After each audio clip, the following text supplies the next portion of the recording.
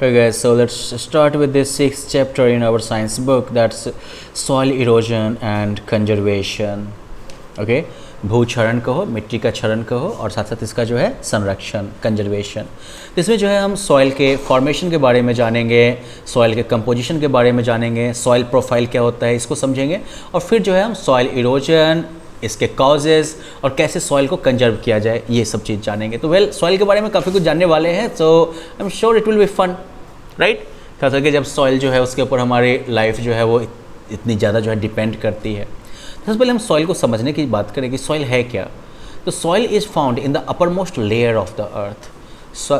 Soil जो है वो अर्थ के सबसे ऊपर वाले लेयर पे पाया जाता है, and it is one of the most valuable natural resources. ये जो है सबसे ज़्यादा कीमती प्राकृतिक संसाधनों में से एक है. Soil is a layer of small particles of broken rocks, organic matter, okay, और इसके अलावा जो है minerals along with some amount of water and air. Soil क्या है? तो बेसिकली जो टूटे हुए पत्थर हैं या ऑर्गेनिक मैटर, जैसे कि प्लांट या एनिमल्स वगैरह का जो अवशेष रह जाता है ना, मरने के बाद जो अवशेष रह जाता है वो सब, और इसके अलावा मिनरल्स, इन सभी का जो है कह सकते हो लेयर है ये. ठीक है, तो क्या क्या रहा है इसमें? पत्थर वगैरह के फाइन पार्टिकल्स, स्मॉल पार्टिकल्स, फिर ऑर्गेनिक मैटर और मिनरल्स, और साथ में जो है पानी और हवा भी जो है कुछ मात्रा में मौजूद रहेगी. Now soil also supports the growth of plants by holding their roots firmly. Soil जो है वो प्लांट्स के ग्रोथ को भी सपोर्ट करता है, क्योंकि उनके रूट्स को ये जो है फर्मली जो है होल्ड करके रखता है, पकड़ के रखता है. Plants take water and minerals from the soil through their roots.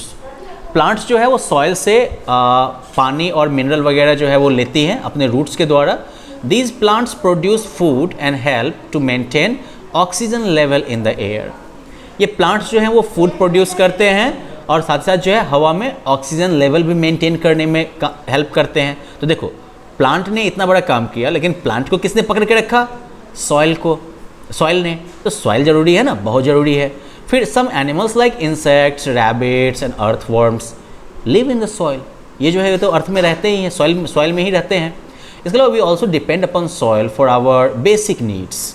हम भी सॉइल के ऊपर डिपेंड करते हैं अपनी बेसिक नीड्स के लिए, जैसे कि food, shoes, medicine, water and shelter. सब में सॉइल जो है कहीं ना कहीं रोल प्ले करता है.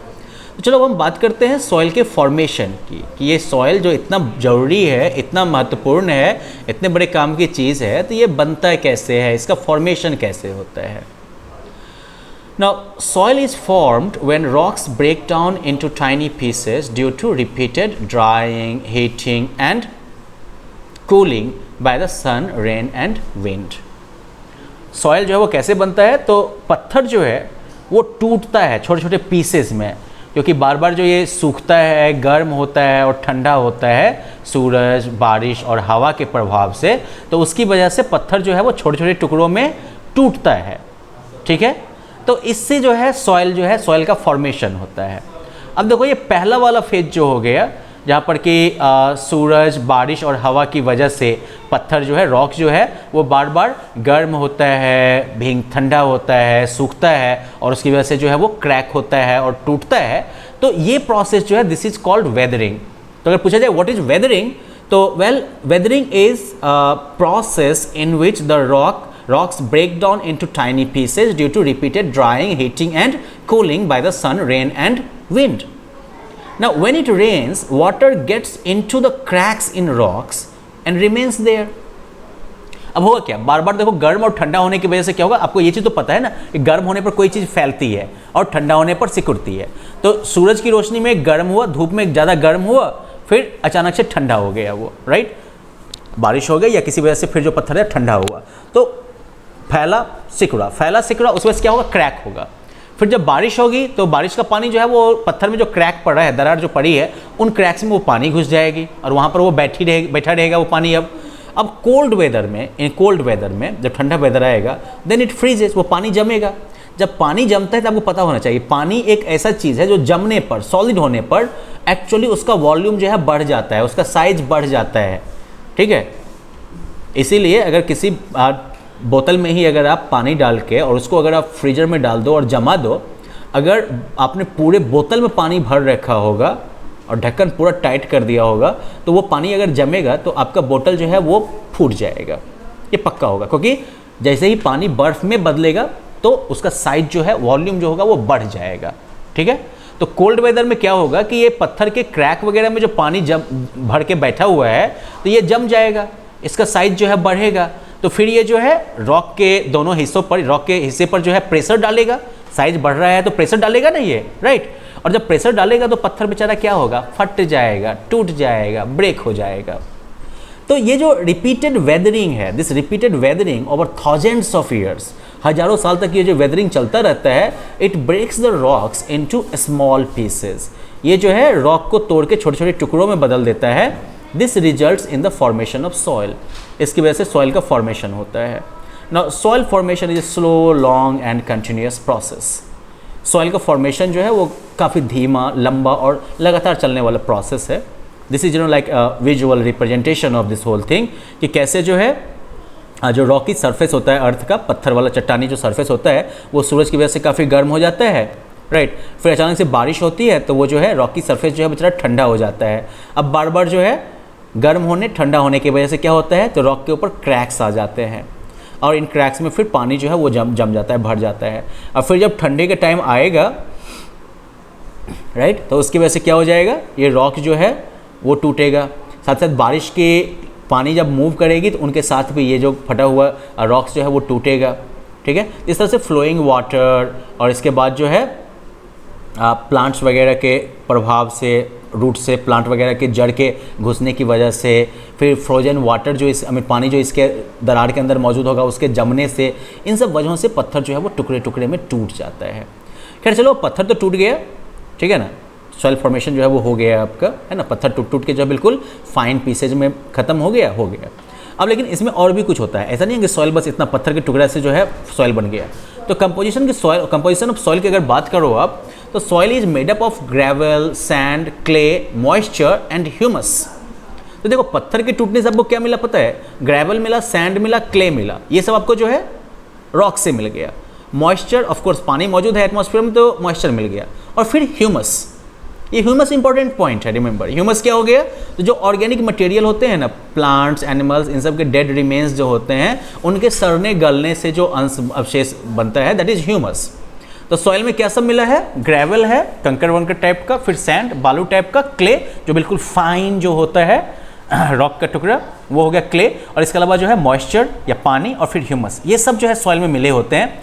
इसके अलावा soil also contains air, minerals, micro organisms जिसमें कि बैक्टीरिया और फंजाई वगैरह होते हैं, and other living organisms like worms and insects, ये सब सॉइल के अंदर होते हैं।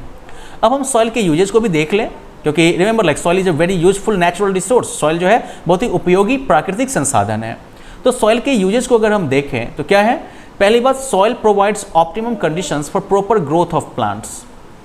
सॉइल जो है वो प्लांट्स के प्रॉपर ग्रोथ के लिए सबसे उपयुक्त परिस्थितियाँ प्रोवाइड करता है ना। मिनरल्स भी है, वाटर भी है, एयर भी है ना, ऑर्गेनिक कंटेंट भी है, तो यही सब तो चाहिए प्लांट्स को ग्रो करने के लिए, तो ये सॉइल प्रोवाइड करता है। इसके अलावा फूड्स जैसे कि सीरियल्स, पल्सेज, फ्रूट्स और वेजिटेबल्स हैं, are obtain directly from the plant that grow in soil, right. जो भी फूड आइटम है आपका, चाहे अनाज हो, दाल हो, फल हो, सब्जी हो, ये प्लांट से आता है जो कि इसी सॉइल में पैदा होते हैं, सॉइल में बड़े होते हैं। Soil helps in storage of water which is utilised for drinking purposes. Soil जो है एक्चुअली सॉइल से होते हुए पानी जो है वो रिसते हुए नीचे जाके रॉकी बेड पे जाके जमा होता है, ठीक है। तो इस तरह से सॉइल जो है वो अंडरग्राउंड वाटर के स्टोरेज में भी हेल्प करता है, जो कि बाद में हम पीने में यूज करते हैं। आपके हैंडपंप से जो पानी निकलता है ये किधर से आ रहा है, ये भी जो है अंडरग्राउंड वाटर है ना। और ये अंडरग्राउंड वाटर कैसे गया, तो सॉइल ने पहले बारिश के पानी को एब्जॉर्ब किया, और वो जो सूखा हुआ पानी था वो धीरे धीरे सीप करते हुए जो है ज़मीन के नीचे पहुंचा, अंडरग्राउंड पहुंचा, जहाँ पर कि वो जमा था, और अब हम निकाल के उसको पी रहे हैं। इसके अलावा the presence of micro organisms in soil makes it fertile, right. जो माइक्रो ऑर्गेनिजम्स वगैरह मौजूद होते हैं, बैक्टीरिया, फंजाई वगैरह सब, उसकी वजह से सॉइल जो है फर्टाइल होती है। फॉरेस्ट्स, ट्रीज वगैरह grow in soil and are essential for the wild life and in bringing rain, right. ये जो है वाइल्ड लाइफ, वन्य जीवन के लिए और साथ साथ बारिश वगैरह के लिए ज़रूरी है।